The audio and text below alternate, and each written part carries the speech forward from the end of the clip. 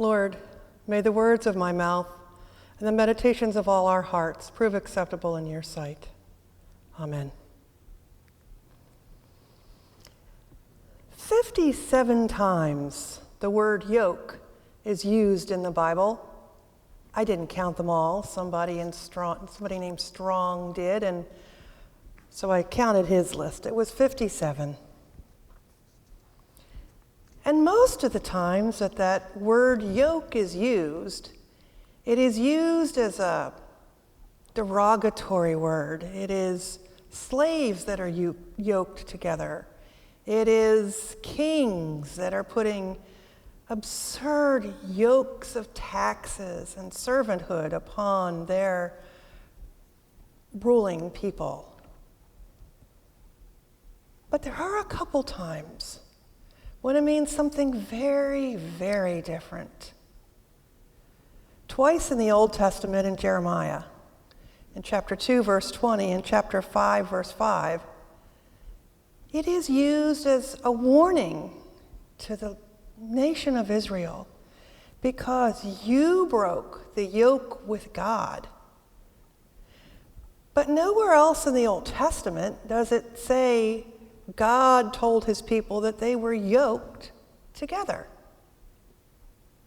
So for God and Jeremiah to say, because you broke the yoke,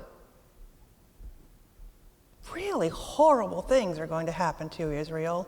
You're going to be decimated. You're going to be dragged away to foreign countries. And then we come to this term when Jesus uses it.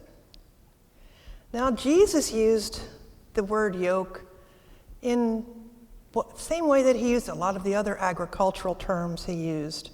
He used the word mustard seed. Well, a mustard seed is about the size of a poppy seed, and it grows to a bush. And Jesus says, if you just had that teeny amount of faith, you could move mountains. The parable of the good seed, the good ground that the seed fell on. Some of it fell on rock, and some of it fell on not really good soil, and others of it fell on good soil. People understood that. And when they talked about vineyards and masters and servants and sons, they understood that beginning of that description, so it made the rest of it easier to understand. But what does it mean when Jesus says, "Come to me, all you that are weary and are carrying heavy burdens, and I will give you rest"? It doesn't say here, Jesus says, oh yeah, come to me when you're tired and you're sore, and I'm going to take that from you. No, it goes on to say, take my yoke upon you. Well, in today's world, we don't necessarily know what a yoke is. And I found out that it's a really specialized piece of agricultural equipment. That's not something you can just run down and buy at the local store. A yoke is particularly fit. You measure from the outside of one ox's horns, to the outside of the other, and that's how long you cut that piece that goes across the top. And then each one of those ox, they get their own little collar.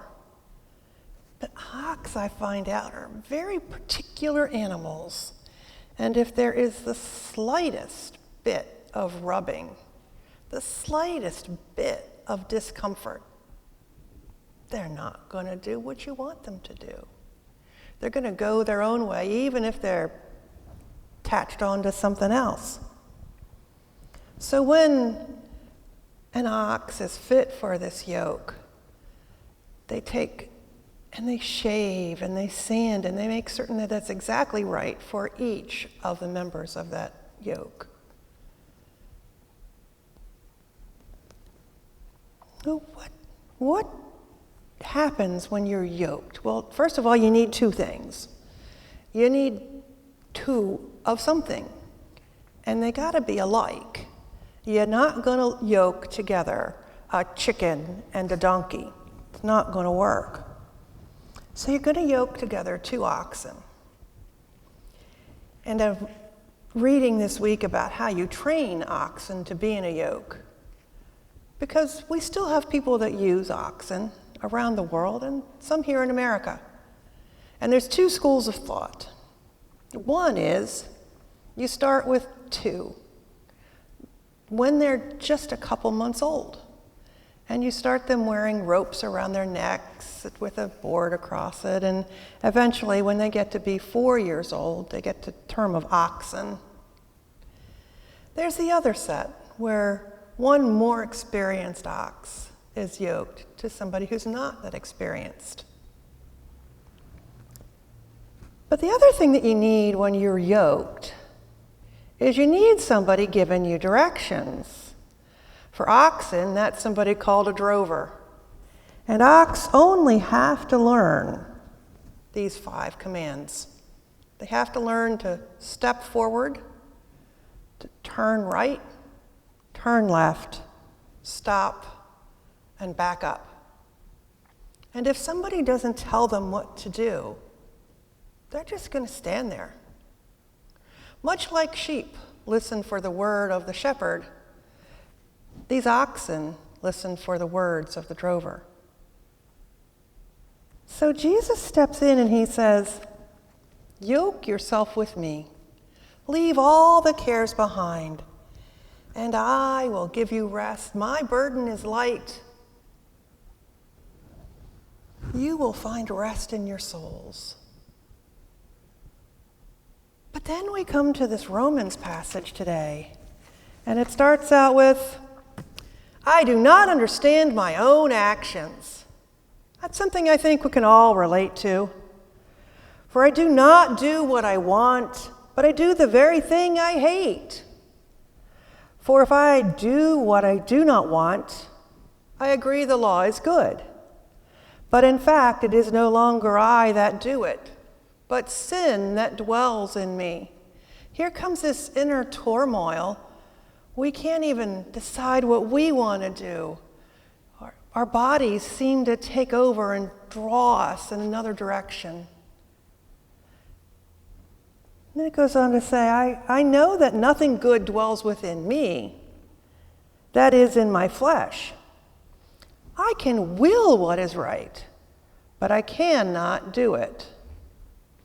I can know that that would be a terrible thing for me to do. Probably eating a half a gallon of ice cream is not the right thing to do.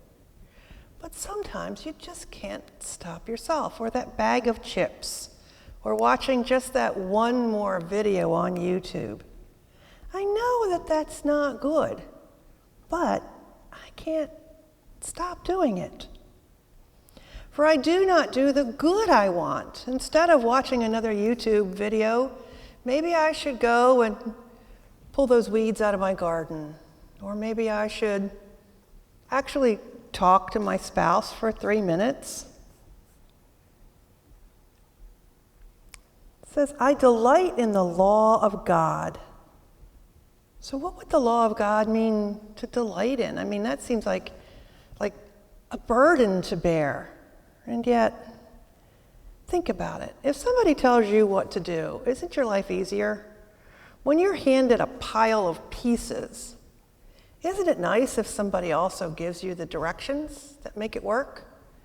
The tools to put all those things together, and before you know it, that IKEA bookshelf is done and useful and usable. But what happens if somebody hands you that bag of things and some lumber and a cardboard box and says, build me something? You don't know what to build. It's something, then you look at it and you go, is this supposed to be a bookshelf, or is it a table? Is it a chair? No, wait a minute, it doesn't have legs. It takes you a long time to figure it out. But if somebody just gives you the directions, you can move forward almost immediately. And it says, wretched man that I am. All of these things in my life I do that are wrong. Maybe it's a little speeding. Maybe it's a little, oops, I forgot this, or I didn't do that, or, we kind of think, well, maybe it's not so bad. And then we think, well, that was a sin. And in God's eyes, there really are no little sins. They're all the same size. They're all a sin. But here is Jesus saying, learn from me. Listen to me. All of you who decide to yoke yourself with me. And that's the other thing about yokes.